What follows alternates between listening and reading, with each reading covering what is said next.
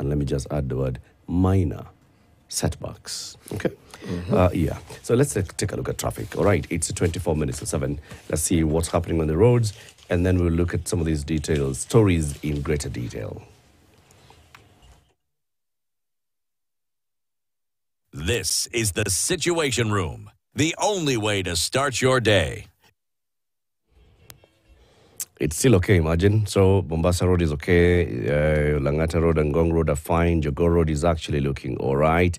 Even Landis Road this morning is not as busy as it normally is around this time. Thika Superhighway is just slightly busy at the Muthaiga interchange. That's just near the Muthaiga police station. Kiambu Road is clear. Limuru Road is clear. Outer Ring Road is okay. North Airport Road is fine. Even the bypasses are looking good. Mature, intelligent talk every morning. Spice up yourself.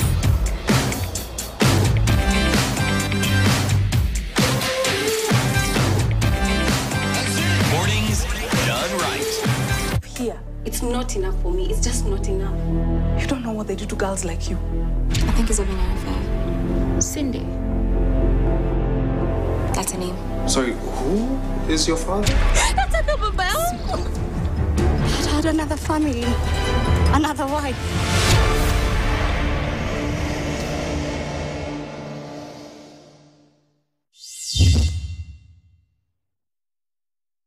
Bongo, Africa's largest classroom, now brings you Nuzo and Namia. An exciting and adventurous education show about 7-year-old twins, Nuzo and Namia, joined by their magical friend Boobalang, and using the mysterious books found on their grandmother's magical shelf, these curious siblings take us on wonderful adventures across Africa.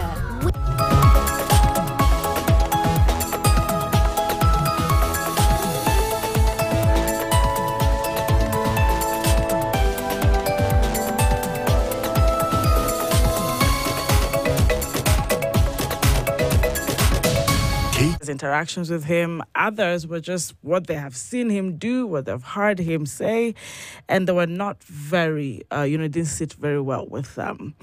A number of those, of course, grounds of impeachment, 11 or so.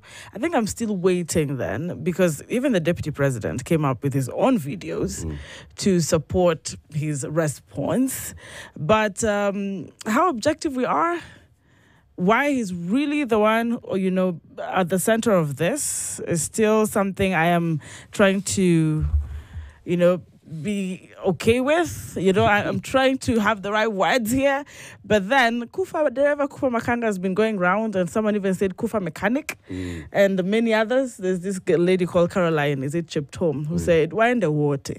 Why in the water? Kama tunaanza na moja, tukiendelea in that way. But what I have seen is, when you're pointing a finger at one person and there's 4 more pointing at you, that's what I saw. Yeah, that's what I saw with quite a number of those particular members of parliament. But also there's this member of parliament who was denied a chance to get rid of his signature. I don't know if you followed the National Assembly speaker saying, hey, once you append it, ndio hivo. You wanted to reverse his vote? Tetu member of parliament, I think. You wanted to reverse his vote? No, his signature. Remember the first, the one that needed 117 threshold. Supporting the motion. Yeah, the motion. So Mimi naona tu, it was very, very eventful, dramatic. For me, it was dramatic. Of course, one of its own kind, but I was thinking, eish, mukona speedy sana. Yeah. There's something that Rigathi Gachagua said. He said, search your conscience and decide if I'm guilty of any of these allegations or if I'm merely undergoing a political process. Exactly. If you find there are no grounds, please make the right decision. City. Those clearly fell on deaf ears. 2 hours. Even if they were 4 hours, we're still going to fall on deaf ears. The politicians never learn that the things they utter have a tendency of catching up with them. They never learn. However, the door that has been opened by this process is a door that will not be shut. Our constitution, its operationalization, just keeps getting more and more vivid. We understand it better and better and better. No one knew you could impeach a governor. We've seen governors being impeached. The issue of a deputy president going through this process, it was not thought of. Now we see it has been done. Recalling MPs is going to be a walk in the park. Next stop will be the impeachment of a president. So, the Constitution is at work. And the Constitution is impartial. We will judge all these lawmakers and their decision. And their time will come. Yes. It won't be long. It will come. The decisions they have made over time, the decisions they have not made and they should have made, the continued impoverishment of the citizens of this country and the suffering, that is how they have determined they will make their decisions. And now they made another decision. We will juxtapose, we will compare, and we'll see. They're already on the weighing scale. Let them continue what they're doing. We're going to continue weighing them. And we will see where the weight falls. What I saw was Mwenge Mutuse. He actually, I think it was brilliant of Mwenge Mutuse to say, me, and be the one to move this, because it has elevated his public profile. Right? Many people who did not know Mwenge Mutuse before this now know Mwenge Mutuse. And they saw how articulate he is. Now we all hope to see that articulation in other bills and all, right? But they saw how articulate. So it was a good thing for him. He put his case. He was going issue by issue, showing this is a clip, this is the evidence, I have attached this, I have an affidavit, I have this and the other. He went through it. He did his bits. Now, when members of parliament are now standing to speak, I didn't see many who actually went back into what Mwenge Mutuse had presented. They were talking about, I heard Mariah was mentioned so many times. I actually wondered, wait, when did the DP actually say this? Because he's alleged to have called one of the members a Malaya. And it was said once, twice, many times. And then the issue of Murima and shareholder, those were the issues in the house. The things that Mwenge Mutuse even getting you affidavits, you from who signed Yeah. Now, the Senate is the trial house. Yes. And this is where the Senate is expected to look at the merits and demerits. And when they go to the Senate, it's the National Assembly charging the Deputy President. So, the Senate has decided they're not going to form a committee. It's going to be the whole House that will look at this matter, especially they've already said that for the Kericho governor. I expect that they're going to do the same for the Deputy President.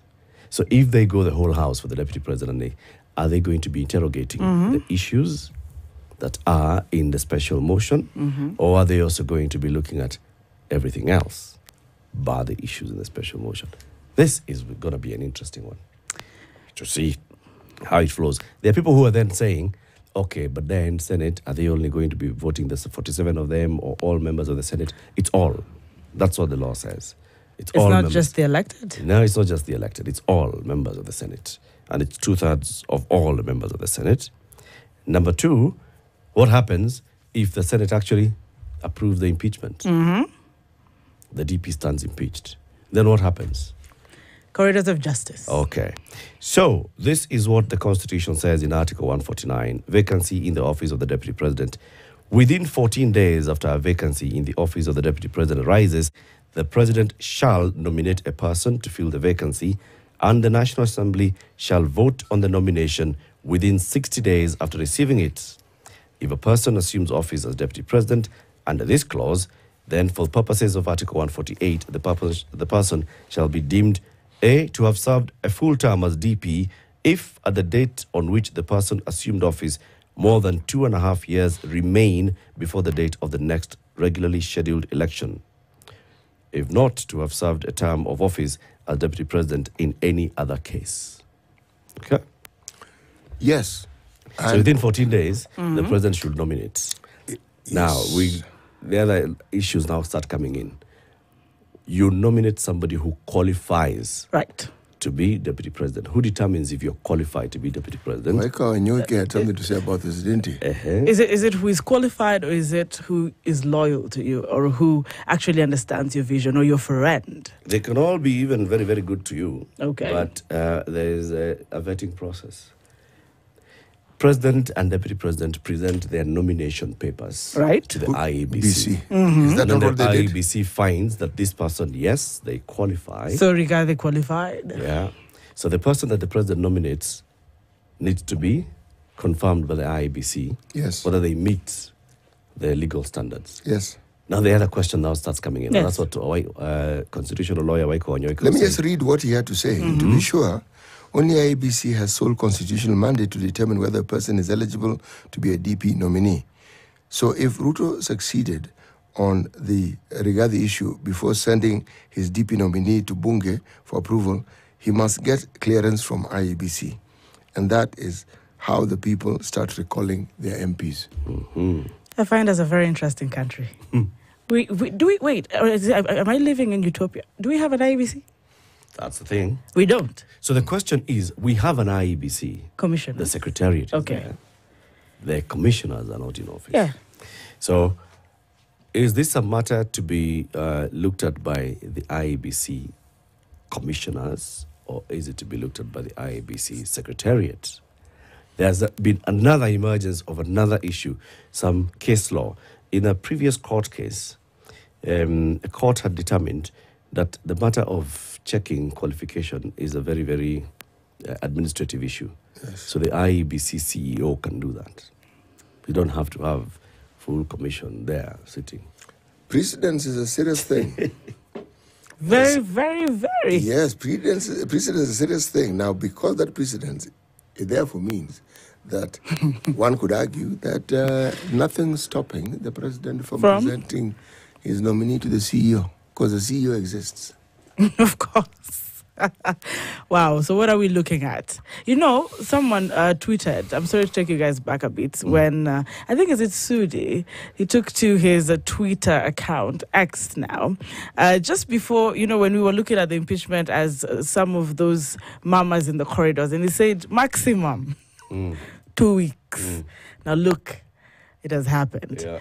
If we have the CEO and you suddenly tell us that this is possible within a time frame, you have seen that there are certain names coming up as, you know, persons of interest if the president decides to go that direction. And if City, what you're saying, and of course, what Latif is saying, that we have a CEO and nothing is stopping the president, then things might move a little bit too fast. I'm not being a prophetess of anything.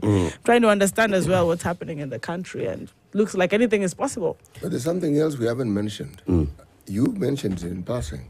I did. Yes, you said the corridors of justice. Yes.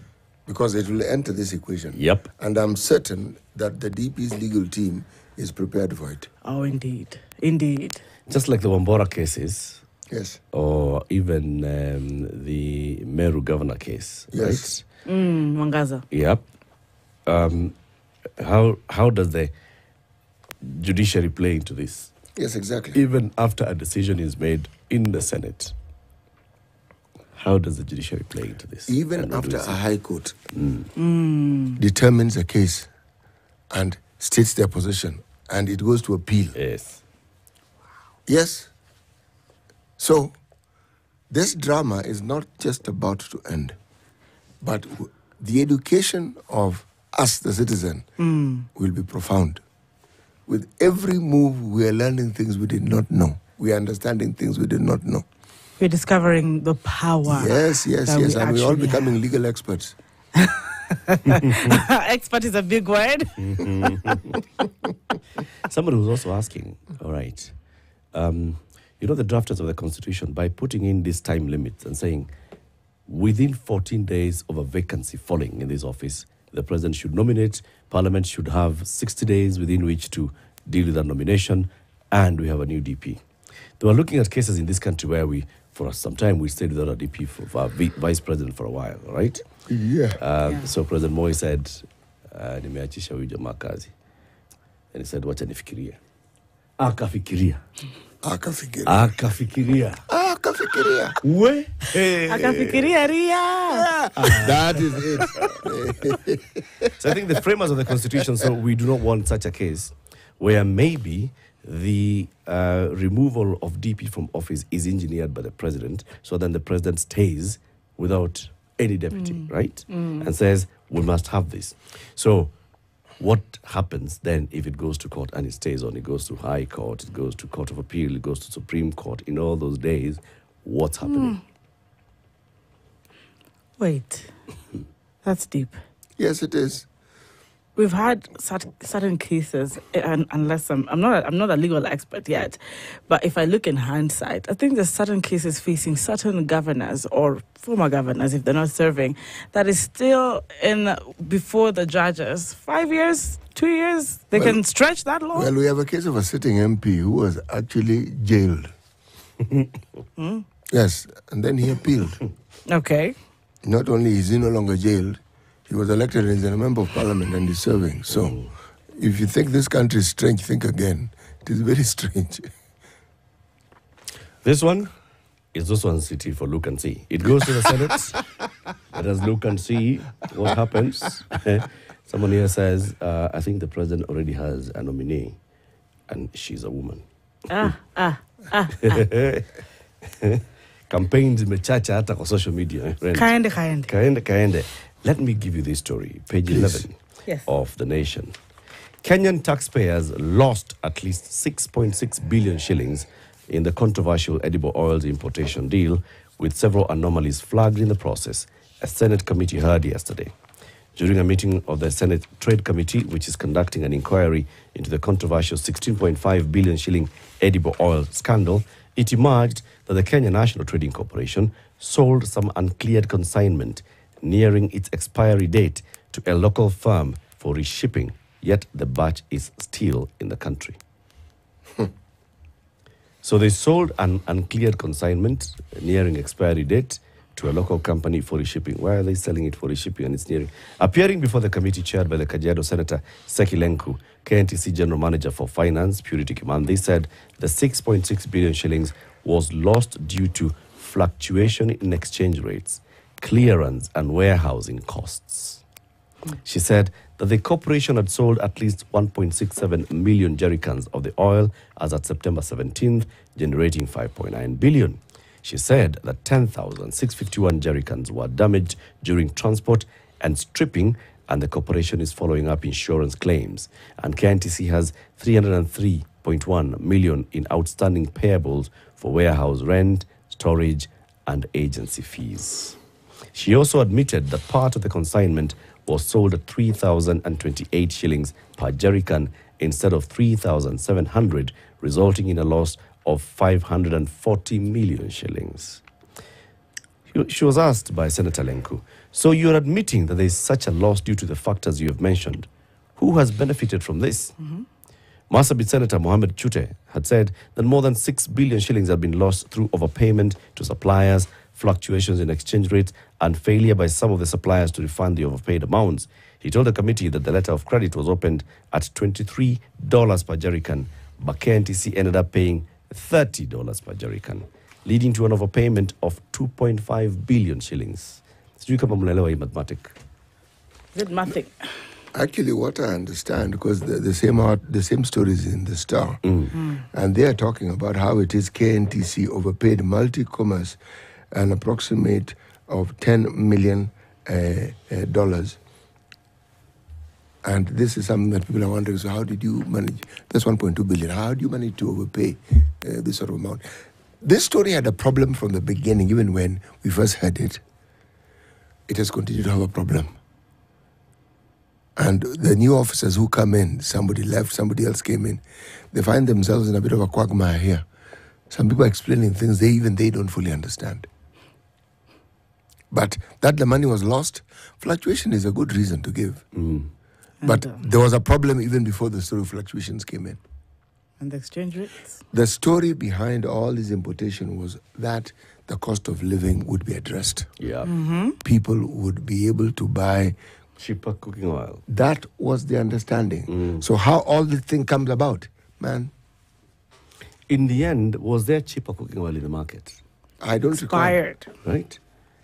Did you actually see cheaper cooking oil coming to the market through this deal? And when you say, some guys are being paid to reship because this thing is about to expire, I mean, how did it even come here? Did you not know it was about to expire? And we've paid warehousing and demurrage and all those. And there's even story here that there are certain taxes like VAT that they were unable to pay. Exactly. There are very many stories here. And remember, it wasn't just cooking oil. There was rice. Sugar. There was flour. Yeah. This thing, if there's a story that proves that from the very, very beginning, the story of these importations were not intended to benefit them on Wananchi, it's this one. Why are there so many explanations for something which, when we were told, was very simple and straightforward? I'm actually. Why is it suddenly getting convoluted? And really, guys, even after so admitting, because there's always admissions, they acknowledge. They'll always come up and say, we've done our investigations, this is where we lost it. But at the end of the day, it's lost. Does anyone ever think, so what? After you lose it, another admission, any recoveries, any plans, put it in this report. We need to follow up because you can't tell us, yes, there was a scandal, we admit it. Okay. You know, so we clap our hands. Kent is not a private business entity. No. It's a government. It's a government parastatal. Right. So the money they were using is our money. Yep. Please understand. Account it. So when you hear these losses, it is your money which you're being told is lost. Exactly. And that money was intended for something which now it cannot do. Anytime you hear of an overpayment, it is your money that is being used to overpay. It's something you must always understand. So money that could have been used for other purposes, the purpose for which this was intended did not happen. The cost of living was actually not addressed. 2.5 billion. Kasirika. It is 6. You know, we have become so desensitized with these figures, Yes. that we just look at it as 6. You don't remember it's 6.6 billion shillings. 0.6 billion is 600 million. That is a heck of a lot of Just money. the 0.6. Mingi It pesa. is 600 million. 6 billion shillings. If you think about how much has been allocated now to primary healthcare and the emergency critical and chronic care fund, 5 billion shillings, and it is insufficient. If you added this 6 billion shillings, you'd have 11 billion shillings.